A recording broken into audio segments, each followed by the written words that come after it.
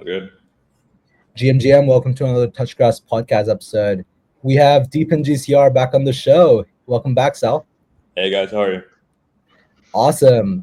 So Sal basically went on this awesome conference in Africa. We're going to ask him a lot about that. We're going to also ask him about the AdTech thesis that EV3 launched recently. Sal, start us off. Talk to us about your experience in Africa. Yeah, man. I just got back.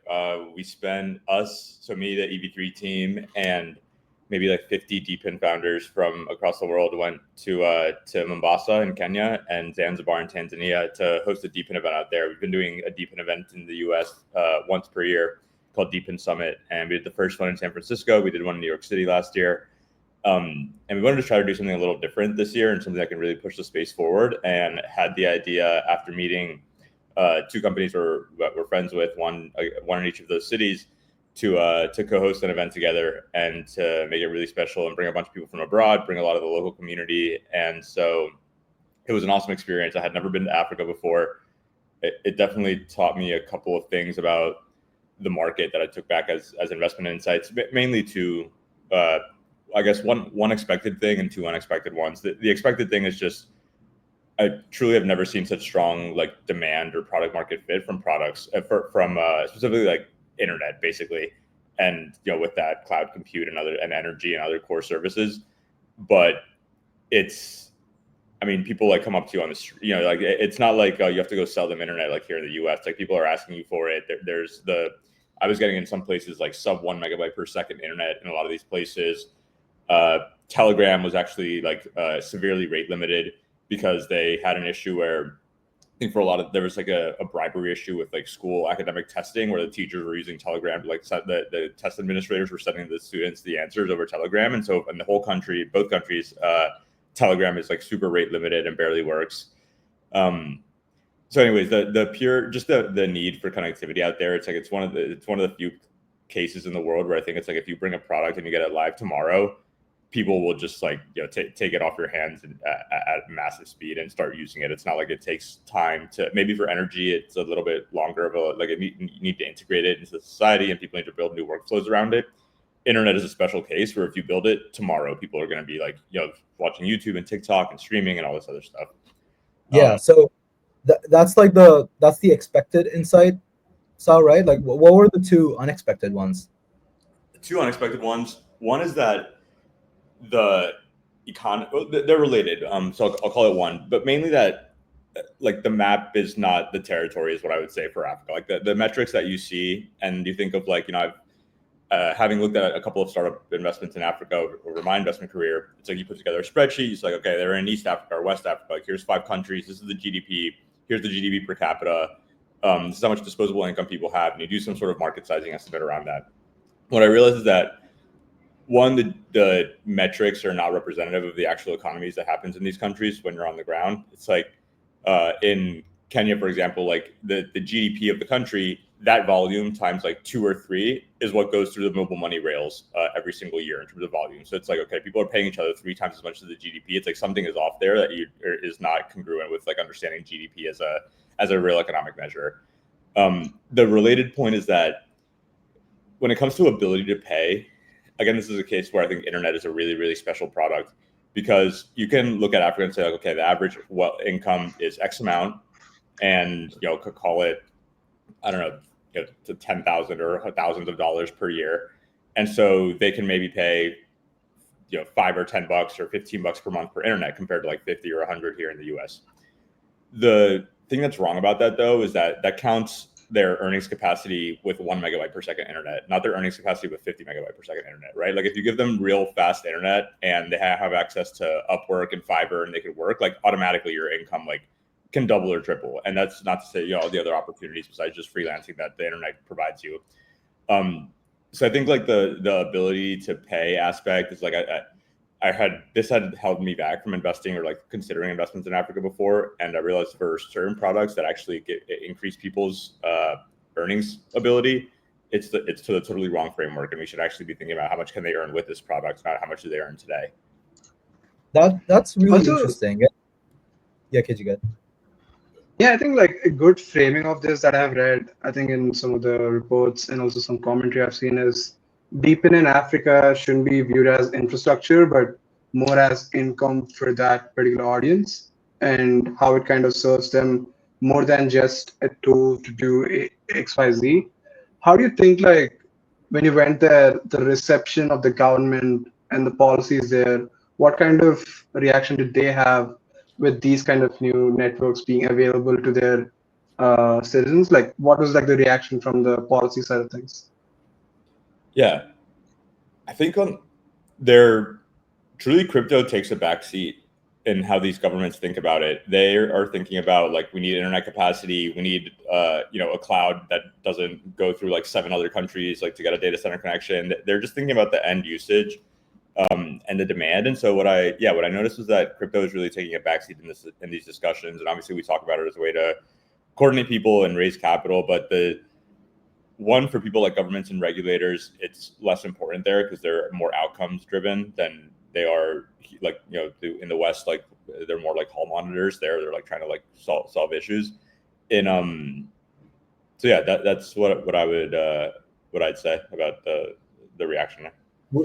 Would you say that's like overall sentiment in Africa? Like, is that what you noticed? Like, when you were talking about DePin, people were just focused on the use case, not the crypto earning side, which is something that you see a lot in India, see a lot in like Southeast Asia, where, people automatically associate DePin with like earning potential. But in Africa, it was more like, hey, this is what it can unlock. And it's like an infrastructure play. Like, would you say that's correct for me to say? I'd say it's a mix of both. Like when it came to the community, there's definitely most, like say 80% is focused on the use case. I think 20% though is this like farming community. And I'd say farming, unlike in the West, where it has sort of like negative connotations at this point, there it doesn't. It's just like you're just like building out networks and participating. And we met a lot of people who were, had deployed Helium hotspots or GeoNet or WeatherXM or whatever it was on their homes or properties there. That makes sense. I've been joking with KG for a while for like the Indian context. Like, we'll probably see like an Indian Alex Hormozi or Cody Sanchez just talk about like, hey, DePin is a boring business. You can make passive income. Like, just deploy all of this. Talk to me about like demand. We talked about the internet. What other use cases were people interested in? Like, maybe talk about the 50 other projects that you went with, and maybe share what their experience was with their use case. Yeah. There was we had actually a bunch of projects like found local deployers and partners to start building out their networks out there, which I'm pretty happy about.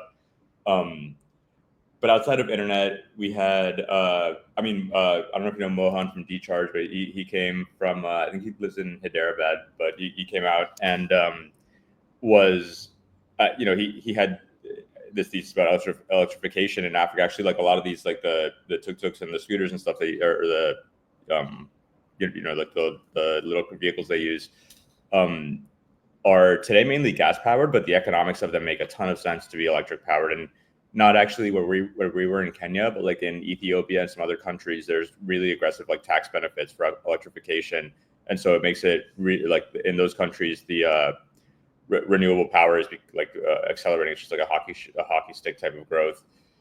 I'm trying to think. We had coffee at the event from a local this guy who's had it's called Project Mocha. He's had a coffee farm in his family for like 3 generations, and he took it over from his parents and just like completely refurbished it and made it DePin powered. So he already had like a WeatherXM station and other stuff on the farm by the time that we had got there, without knowing the guys or like having any prior contact with them, which I thought was pretty cool.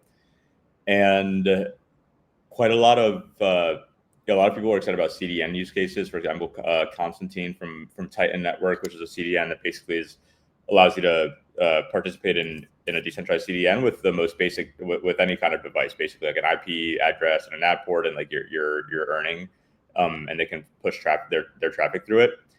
And a lot of people were very interested in this, given the heterogeneity of like devices that people in Africa are using. And also a lot of people interested on mobile money. This said, everyone like again, I said the mobile money payments piece is such an ingrained part of like the user behavior there, and it's really like half a step away from having a crypto wallet. So I don't think anyone has fully cracked it yet, but that's something that clearly is going to be a powerful idea.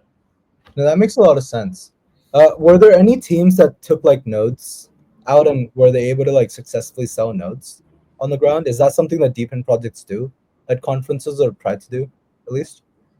We tried to set this up. The issue is that Kenya, or one of the things we learned from the actual operations of hosting an event down there, is that customs and travel is extremely difficult. Like Kenya, I think India is different nowadays, but like Kenya, like they're just putting in their first addressing, like national federal addressing system, and so like even like getting like shipping something somewhere is extremely hard.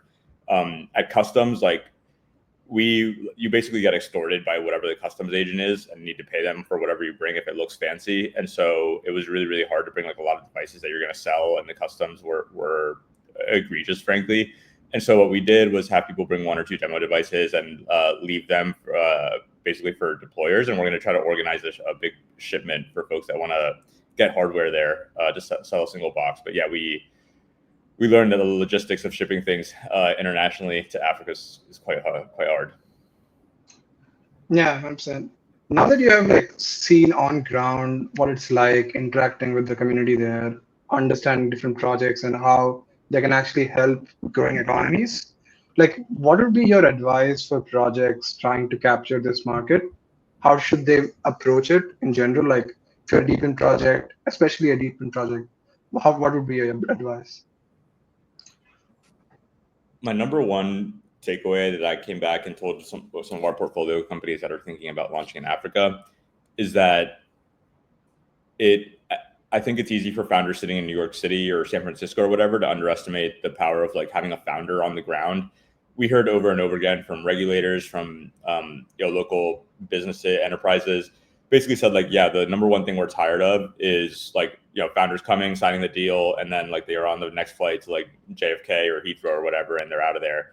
And it's not like this is like a remote or like distant feeling. It's like you walk around and you see like Glovo ads, like plastering all the wall, like all these like startups that basically have done this thing of like coming in, flooding the market, building out some supply. And then like now, if you're a local there, like you're not ordering food delivery or like taking Ubers, you're like riding the tuk-tuks, but like all the tourists are using these like extractive Western services that are like advertising everywhere in your city.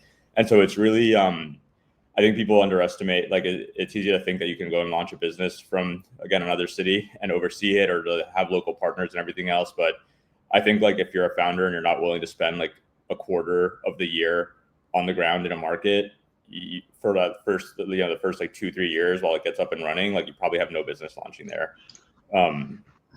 Is my perspective now after being there. Is that consistent advice? Like, is that just for Africa, or would you say that's advice for like any market? Like, is that the same advice you'd give to a founder in APAC or LATAM, for instance? I'm not sure. I think Africa is different enough that it particularly, I do think like maybe for LATAM or something else that's like a little, at least I understand better, it's a little bit more westernized. It's like a month or two out of the year is enough. There's also more,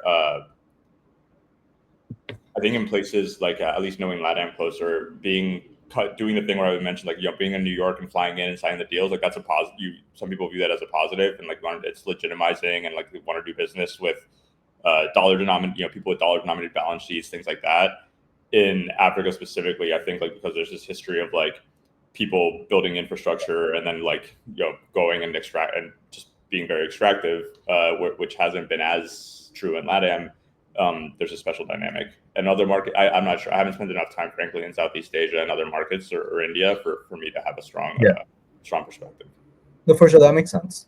I think India is a lot closer to LATAM, as you described it. Like, if the founder from New York comes to India and, spends time with the government, it's bullish. But, I don't think there's any requirement for the founder to like actually stay. It's actually a lot more positive for them to hire like an India head, or like a head of India to deal with the government because they appreciate that personalized touch.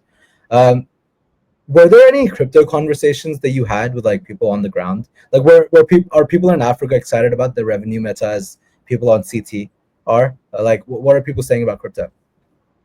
I think it's less about definitely less like CT connected. I'd say there's like one community of people which are strictly farmers and they're just thinking about yield and earning and mining and passive income. There's also, I was super surprised by the amount of like technical talent they're actually like we were having dinner on a boat one day, and there were these 4 women from like a university, like college crypto lab or something that I was like sitting across from. And keep in mind, I'm like on a boat in a river in Mombasa, like randomly. We were the EV3 was about a year ago or a year and a half ago, the first investors in a company called Opacity, which builds ZKTLS, like a verifiable data infrastructure. And somehow these 4 girls knew like all of it. They were like, yeah, we studied ZKTLS for like a month in our lab. Like they were telling me about like the different like technical architecture approaches of like Opacity versus like some of the peers. And I was just amazed at like this, this company that's based in New York City that we backed like 18 months ago. I'm like sitting in Africa on a river, and these people know like, they've read the docs, they've like know the architecture. So I think there's this like really amazing cohort of like technical engineering talent, security researchers. We've got a bunch of who are obviously different from the farmers. Yeah, 100%. I think like I interacted with a lot of on the creator side, working on different campaigns and stuff, and there are like ton of creators who are really good. They're all from Africa. They create ton of good content. So I think definitely there's like that research angle as well. I want to talk about this revenue meta. I mean, I don't like calling it a meta. Actually, like it's supposed to be the thing. And like DeFi is obviously flourishing, and rightly so. And protocols like Hyperliquid are thriving. Like, if you think like revenue, you also think about DePin and how these are sustainable, like good business models in general, and having an impact outside of crypto. Why do you think that they're not getting enough love with this rapid repricing of this revenue business models in crypto? And what do you think has to change? Yeah, I was just writing our a quarterly letter that we write to our investors and running some math on this. I have the latest numbers, or at least as of 22 days ago. Like DePin today is generating maybe 75 million. I'm talking on an annualized basis of on-chain revenues. Not all of these are burns, but call it 75 million, 50 to 75 million. The space as a whole, that's less than 1%. It's maybe like 0.5% of crypto as a whole, right? Like the vast majority, like you guys mentioned, are dominated by either 1, trading revenues or perps revenues, 2, like lending or staking or restaking type businesses, and 3, like block space and MEV, or transaction fees and block space and MEV fees tips. So I don't think. Like I wouldn't say that DePin is being like treated unfairly by the market. It's just like not generating revenues. Like a lot of these protocols trade at 100 times multiples, and it's hard for me to, like when I'm writing to our LPs and like Ernest, be like, oh yeah, like these things trade at 100x, but like they should be valued at an even higher multiple. It's like we just need to generate a lot more revenues. I think it's coming, and we have the couple of unlocks that are, the markets are huge, so it's not like these markets are too small. There are a couple of things that have, I think, held back the revenues from really scaling. First off, they're just hard. Like very few DePins get to product market fit on their first product. You usually see like 2 to 3 pivots before something like actually works. And we saw this with Helium, and Filecoin's arguably like still trying to do this, and they're still pivoting, and other DePins that have been around for many years. So once a project has product market fit, there's the issue today. One is regulatory based. Like it's very hard for projects to bring their revenue on chain. Like in the Helium example, they have another, I don't know, $500,000 or $1 million of revenue per month that is at the company level, which doesn't make its way on chain today. And unifying these, like basically like getting rid of the conflict between shareholders and token holders, and having a single line item or single economic like stakeholder in the network, will make it so that this is no longer true. And so that's one unlock, which you need a lot of the what's happening under the hood is that the Clarity Act just passed the House. It still needs to pass the Senate. This is the market structure bill in the U.S. Once it passes, it basically sets the criteria by which a token is determined to be an SEC registered security or a CFTC registered commodity. Likely, it's going to take even after it passes, another 12 months for the actual regulations to be written by the 2 regulating agencies. But in the meantime, a lot of projects will get like these like no action letters or try to get these no action letters from the regulator, so they can basically go to the crypto exchanges and go to Robinhood and say like, hey, you should list us. We don't have, we're not going to get deemed to be a security because of this letter that we have. So that's an unlock that's coming, I'd say, in the next year to year and a half, hopefully, if not sooner. And what else? I think these are the main. There's a lot of other issues around liquidity and off-chain stuff, but really the core of the problem is like we need to generate more off-chain revenues. And it feels like the two business models that are working for DePin today are, one, selling things to AI companies, like either you're selling data or compute to them or data to them, or two, you're selling wireless offload to telcos. Both of those are really scalable businesses. We're at like 1% of the TAM of each of them. And there's now 2 to 3 products, like there's the GPU clouds, there's wireless offload, there's selling data online data and also physical world data to foundational model companies. And so across these three, I think our view is like by the end of the year, we'll go from 75 to 100 to 150 million of annualized revenue at DePin, and we'll then we're still going to be at 1% of crypto, but from there over the next few years, getting to 3 and then 5 and then 10, and I think the multiples will probably sustain as people see this growth because the markets are huge, and we'll just see DePin come back to the forefront of the crypto industry. That makes a lot of sense. And just for context, like, do you as an investor still value the revenue metric relevant for DePin, or would you say like profit for the network, or like net profit for the network is a better metric in this scenario?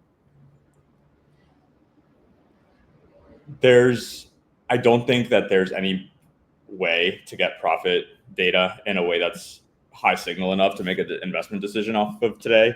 And so I think our view and the market's view generally is like we're going to treat revenue as if it's going to be profit at some point in the future. Not just crypto investors, but even like Web2 investors. It's kind of like, all right, we'll talk about revenue multiples because we assume that someday you're going to get to such a scale that like your costs are going to be a negligible part of this, and we're basically talking about profit multiples by extension. So like when you think about getting from revenue to profit for these networks, like there's off-chain costs, like to give, Helium has to like pay marketing for to get wireless subscribers, like that doesn't go on chain anywhere, so you would have to account for these.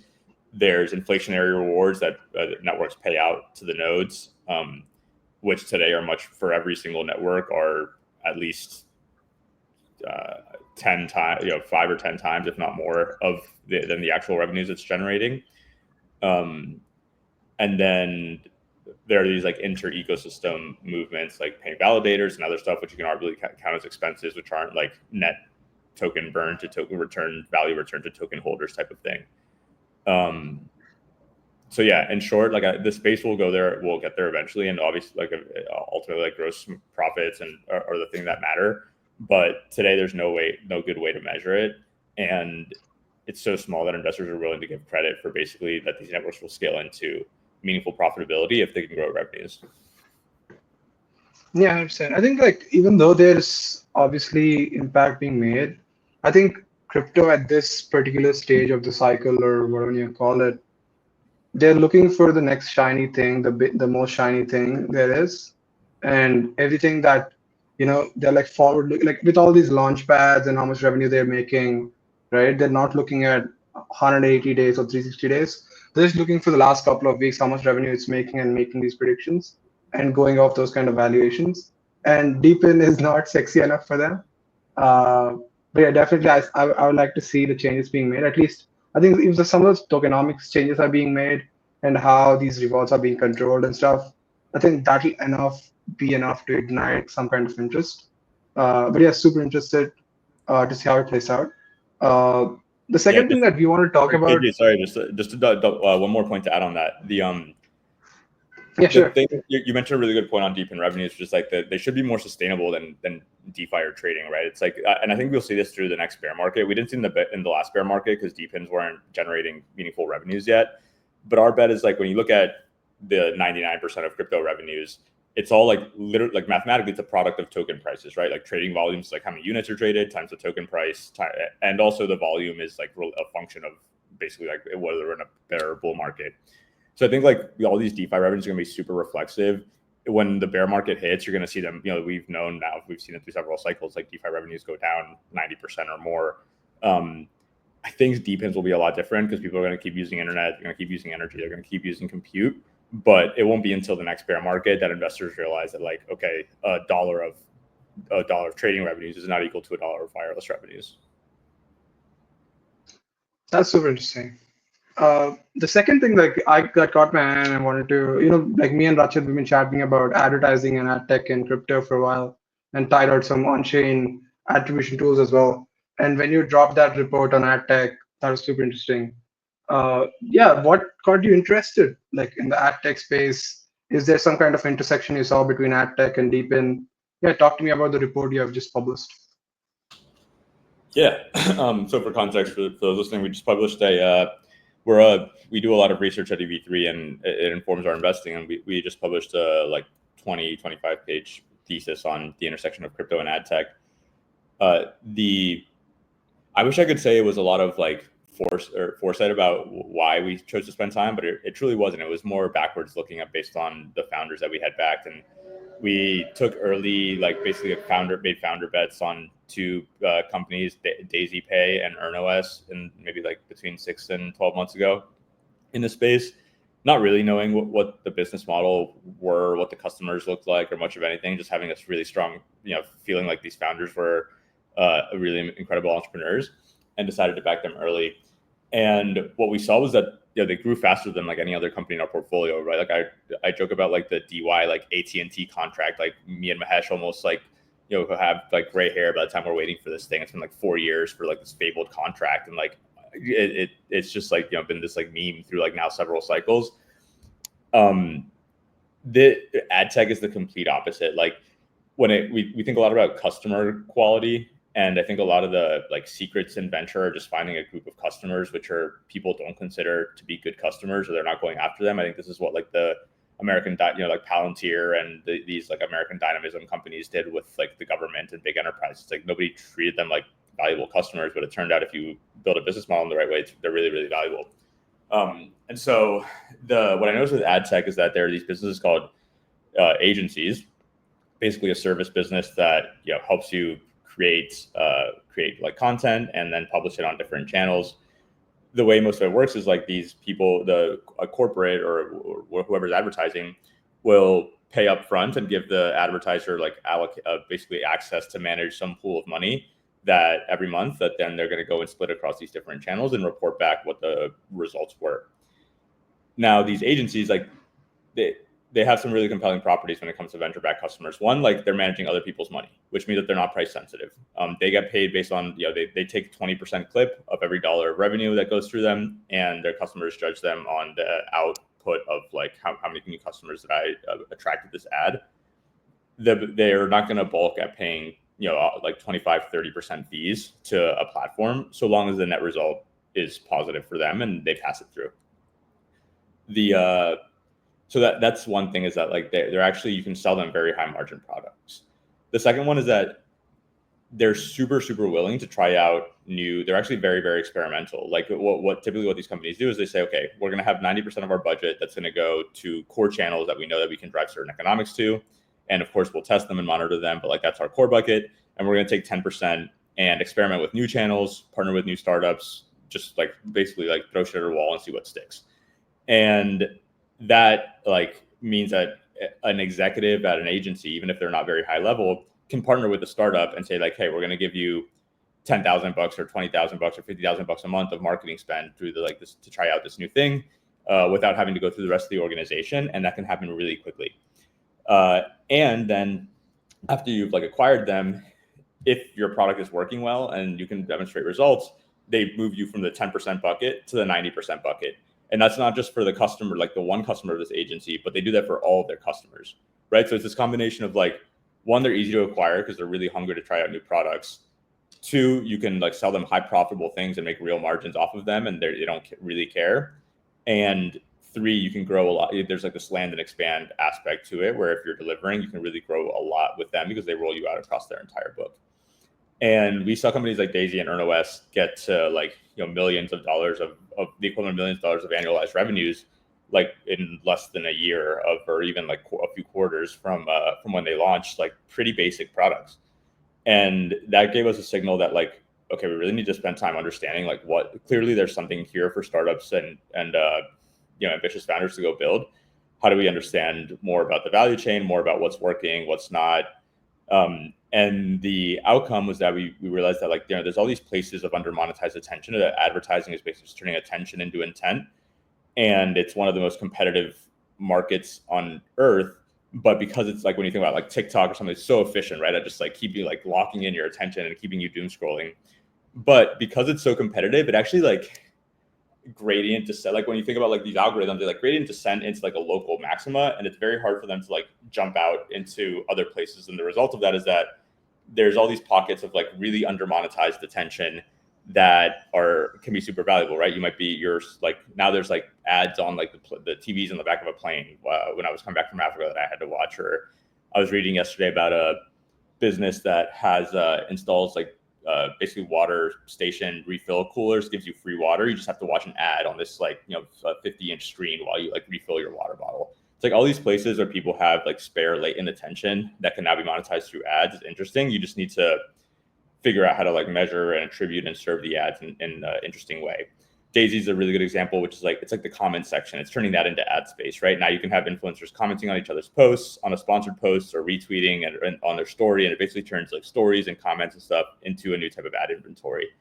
Yeah, there's like dozens of like extremely interesting ideas. There's companies that use AI to like, if we were on this podcast, we could have like a, you know, or like, I don't know, my kitchen table, like a Kellogg's box, they would like insert basically a product placement into a live stream and capture attention that way and monetize. And so there's a lot of really, really interesting things that that people can do to grow the industry. That's super cool. There's also this one, I saw it on TBPN the other day. Like there's, you know how stores are shut like after hours, like they put ads on the shutters. I thought that was pretty neat. But like, Sal, what's like the conclusion of this thesis? Like, or is EV3 now an investor in AdTech? Is there like a DePin angle here that, you know, it's part of the thesis now as well? Like, what's sort of the result of the research? Like, is this something you're interested in? Is this DePin? Is there going to be like an incentivized AdTech network that you'd call DePin in itself? Like, how are you guys thinking about it? Yeah, despite the DePin GCR name, I think like we've been trying to be more selective about what we call DePin. I think, and that means like DePin, like we're calling it like physical hardware products are obviously like DePins, but a lot of these software networks, like I don't think AdTech necessarily, it doesn't have the same dynamics as like scaling out a wireless or an energy network. What it does have is, and what we think of like the core base of what EV3 invests in, is that it solves a real world coordination problem using on-chain incentives. And, you know, let me just give the example of Daisy to make it more concrete. It's like a very simple action. Influencers use the app to retweet each other's sponsored posts and at scale. You know, people would do it over Instagram DMs or whatever in the past.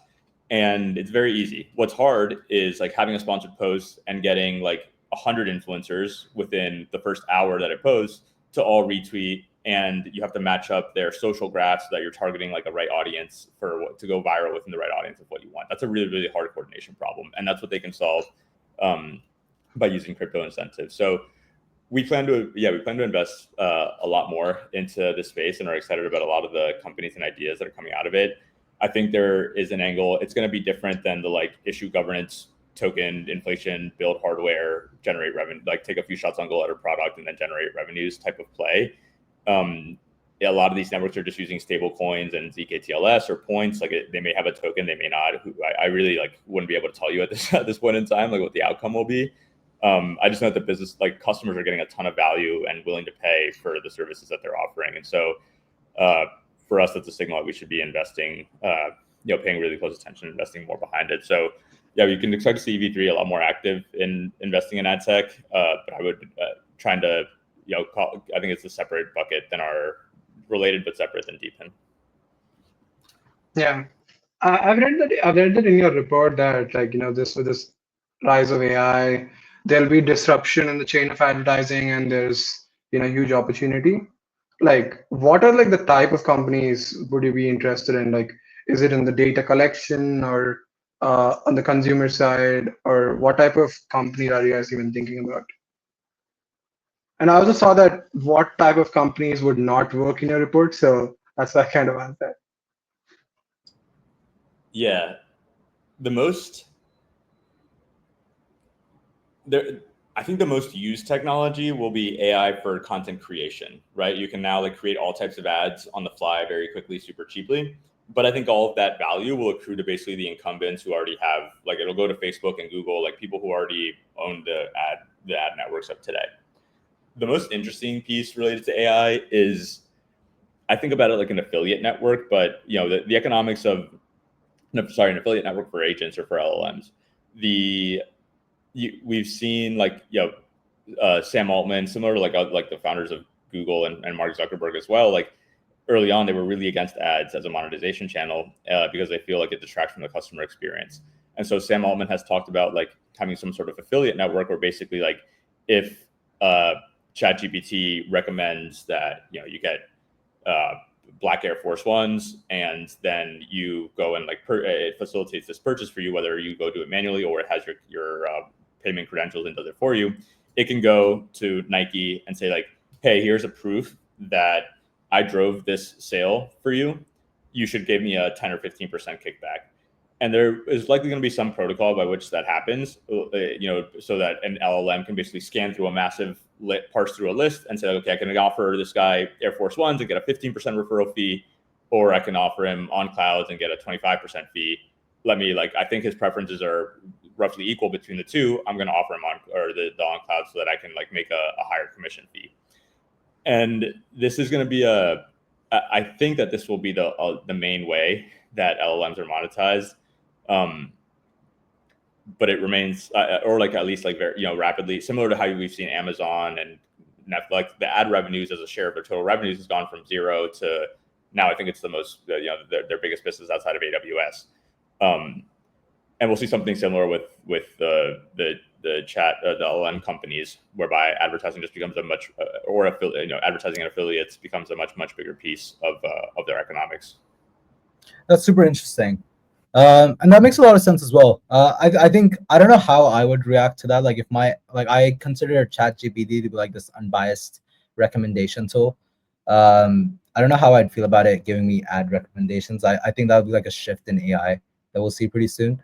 I know we're closing up on time. I think the last question that I do want to ask you, do you have what's your number one advice for anyone building in the ad tech space? Any advice or your number one advice to them? I think the most important thing is measurement and attribution. A lot of ad tech players, because of the dynamics I mentioned earlier, will manage to sign initial customers and be in the 10% bucket of spend. And it turns out there's a fuck ton of marketing agencies. So you can grow a lot only within this 10% bucket. But in order to become a really big business, you have to go from the 10 to the 90. And to do that, you have to give both the agency or the brand themselves the numbers to basically prove hey, these are the outcomes that I'm driving for you. Because otherwise they'll they may test the campaign channel and say, oh great, we got 50 million views on this post, but I have no idea how many sales that drove or what types of people were those views, and it just kind of falls off and never gets any momentum. And so the companies that my advice for founders in ad tech and what I advise our founders, portfolio founders to do is you have customers that are cheap to acquire, they're willing to pay you a lot of high margin and expand with you. You need to take those dollars that you make and reinvest them very quickly into building the extremely granular and responsive attribution technologies and platforms. Daisy hired a pair of data scientists out of TikTok's video analytics team. These are the types of talent and people that I think you need to build that. That's where the moat is in the attribution. The faster you can build that, the more retentive you'll be with your customers, the more differentiated the offering is, and just more sheer amounts of ad revenues that people will be willing to flow through your platform. Yeah, that makes sense. I think that's also something that me and KG worked a lot on at Scribe. We used to do a lot of KOL marketing, but then we would use these attribution tools, but no one really wants to click links on Twitter. So you have all these, clients, they spend so much money, and we show them hey, TVL's gone up, but they're hey, we don't know how to map this one-to-one, which I think is a broader crypto ad tech problem. We used to work with these guys called Spindle. They did a super good job doing this. So instead of doing cost per view on the ad, they would do cost per, actually user signing on the wallet. They recently just got acquired by Coinbase as well. So shout out AGM and team. But yeah, Sal, this has been awesome. Thanks so much for coming back on and sharing stuff on Africa and ad tech. we'll have you on soon as well. Yeah, thanks so much for coming on. Appreciate Absolutely. it. Thank you, guys.